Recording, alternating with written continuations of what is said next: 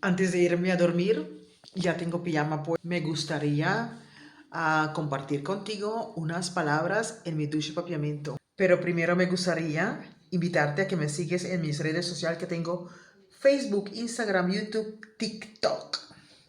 Y si te gustaría aprender mucho más de mi ducha papiamento, tengo una escuela online. Tiene un costo. Si de verdad estás interesada, escríbeme y bueno, y empezamos a aprender papiamento juntos. Si este video pasa los 600 likes, tendremos un directo. 30 minutos de papiamento, de cual tú me puedes preguntar todo lo que tú quieras.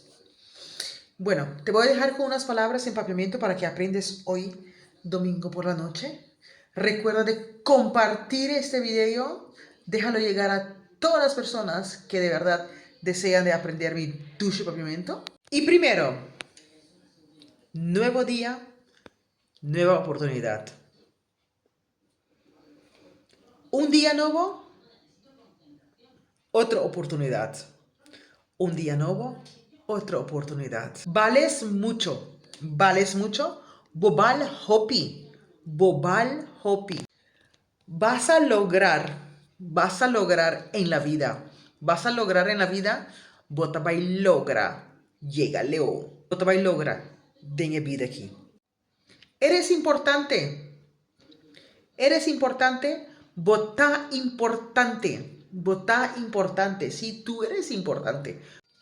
No estás sola. No te abusó. Bueno, te abusó. Estás en el camino correcto. Vota arriba e bon caminda. Vota arriba e bon caminda.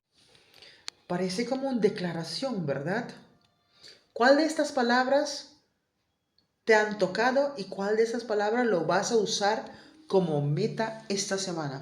Déjame saberlo aquí en comentario, y si te gusta este video recuerda de dejarme saber, recuerda de regalarme un like. Si pasamos 600 tenemos media hora en papiamento, de cual me puedes preguntar todas las cosas.